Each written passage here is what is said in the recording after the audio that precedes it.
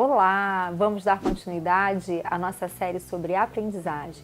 Hoje nós vamos falar sobre a equipe multidisciplinar que pode atender o seu filho.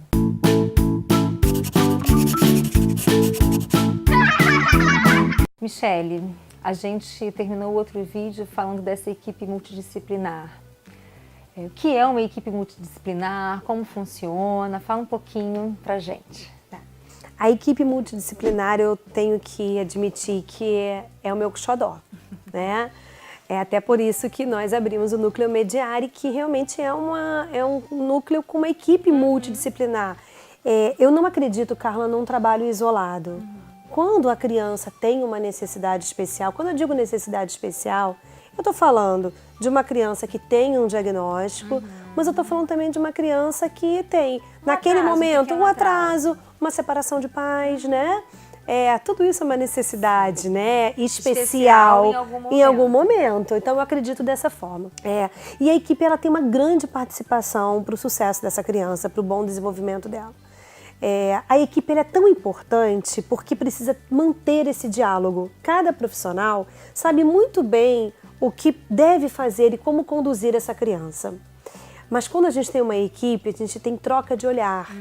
Então, em muitos momentos, na minha sala, eu como fisioterapeuta, a criança se comporta de uma maneira e lá com a psicóloga ela se comporta de outra maneira, porque o estímulo que eu dou para ela é diferente do estímulo da psicóloga. A demanda ela é diferente, né? No setting terapêutico ela se comporta de forma diferente. Cada um tem grande valia, mas nós temos que saber também os limites, o que cabe a cada profissional. Então vamos pensar.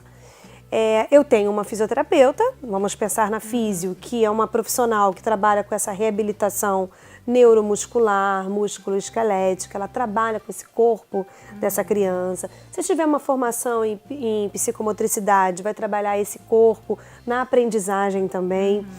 É muito bacana porque antes eu não tinha pedagogia, né? Eu só tinha fisioterapia e eu pensava muito na fisioterapia como corpo, o tempo todo como repetição de movimento, aprendizagem motor através de uma repetição coordenada.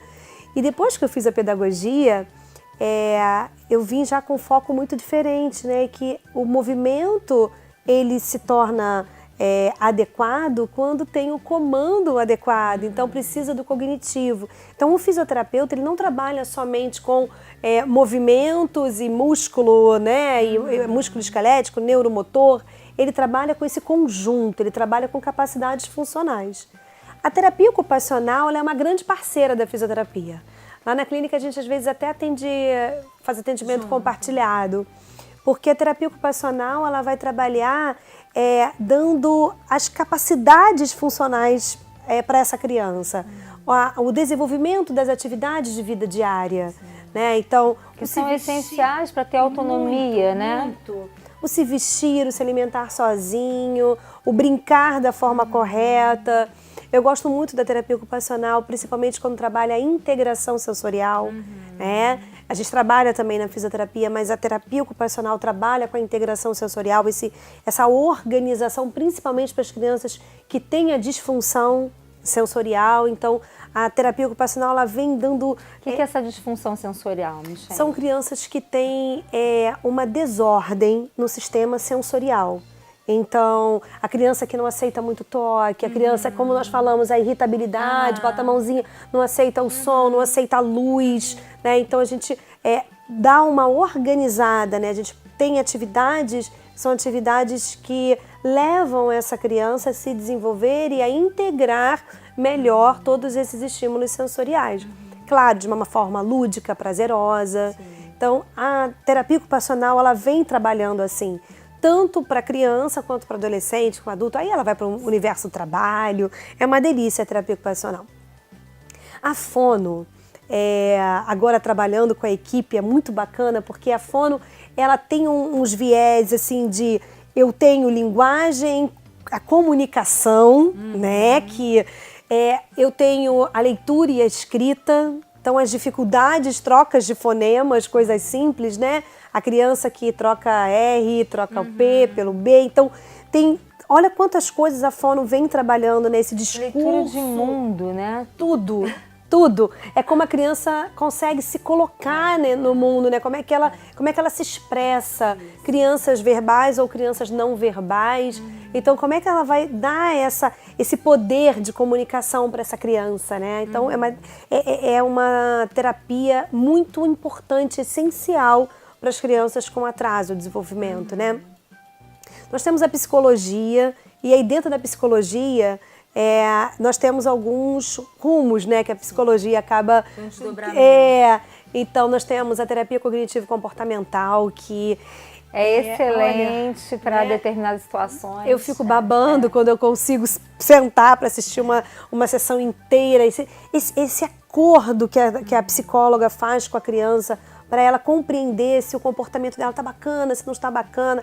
Essa orientação à família que a psicóloga trabalha. Então, organizar comportamentos, trabalhar com a criança, como é que ela pode se organizar dentro de uma sala de aula, sem precisar empurrar o amigo, bater no amigo, né? Conversar antes de agredir, perceber, né? Os próprios recursos que a criança tem. Os limites dela. O limite do outro, né? Respeitar o corpo dela, respeitar o corpo do outro.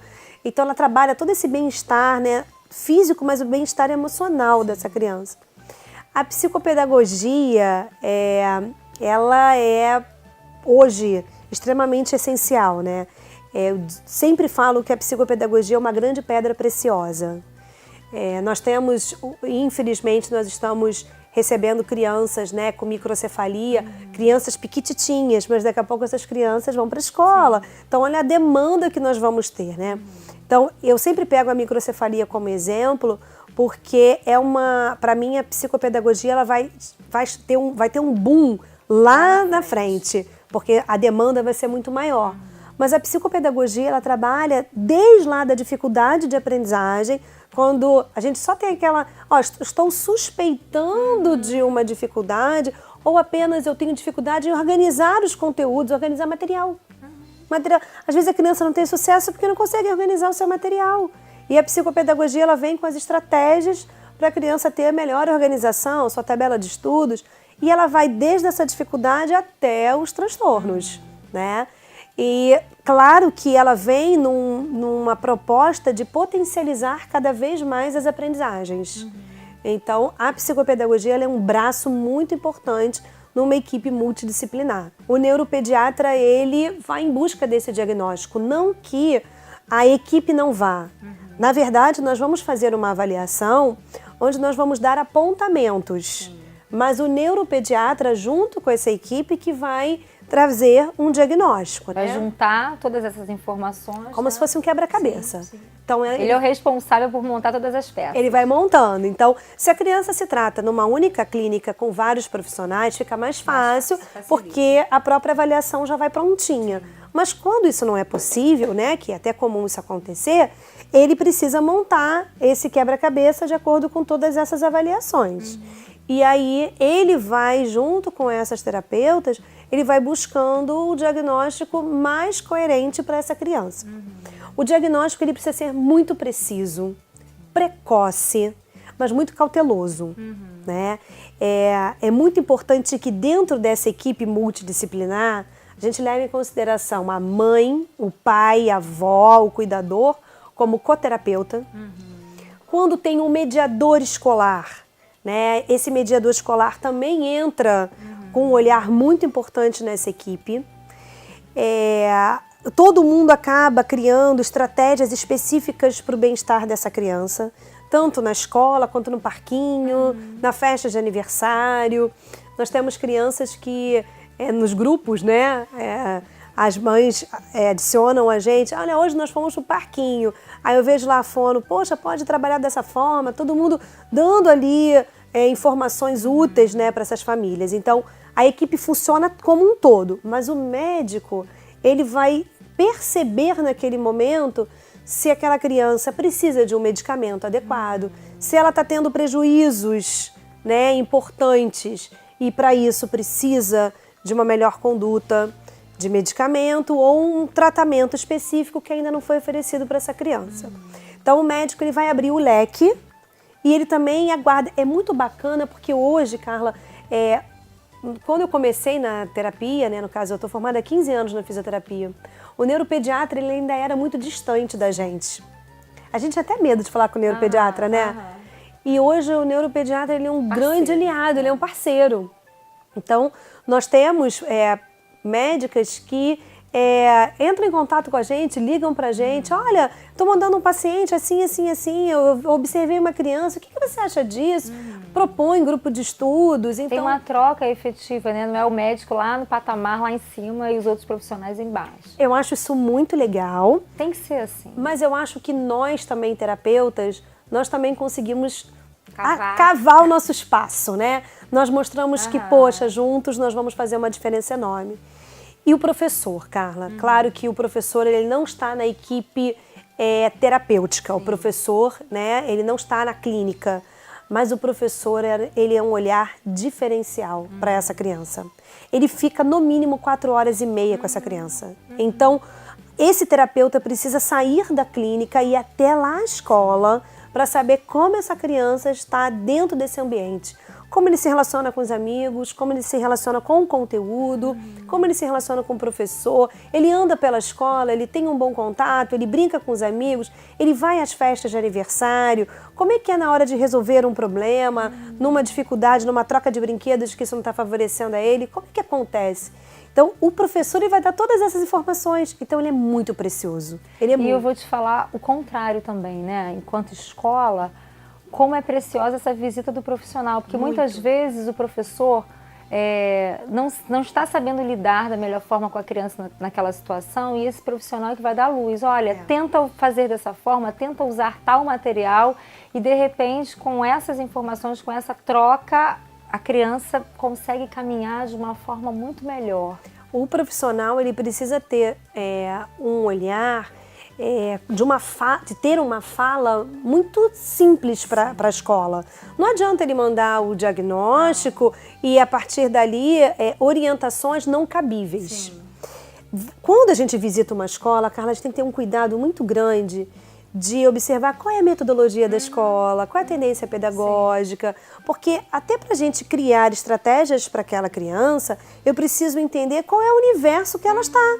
Então, se ela está numa escola conteudista, se ela está numa escola tradicional, se está numa escola montessoriana, o que eu, terapeuta, posso agregar para essa criança, sem ferir a proposta que ela está vivendo naquele momento. Então, até para trabalhar com um plano de ensino individualizado, até para propor isso para a escola, eu preciso saber como eu posso ajudar, com palavras simples, e observando qual é esse universo da escola também. Sim. Então, não adianta eu pedir o impossível para uma diretora, para uma professora. Se eu pedir o necessário, uma ajuda, uma troca, né, com coisas de não deixa ele sentar próximo à janela, nem próximo à porta. Se for provinha, destaca a prova, não bota grampeado para ele, não faz frente e verso. Coisas mais simples, se for da educação infantil, no momento que ele estiver isolado, busca sempre um amiguinho para chamar, para ele retornar para a brincadeira. Coisas tão simples, mas que elas modificam o dia a dia da criança. Então, todos os profissionais, eles são valiosíssimos. Que bom entender melhor sobre esses profissionais, não é? Se você gostou do nosso vídeo, curte, compartilhe com seus amigos e acompanhe o Estúdio da Criança nas redes sociais.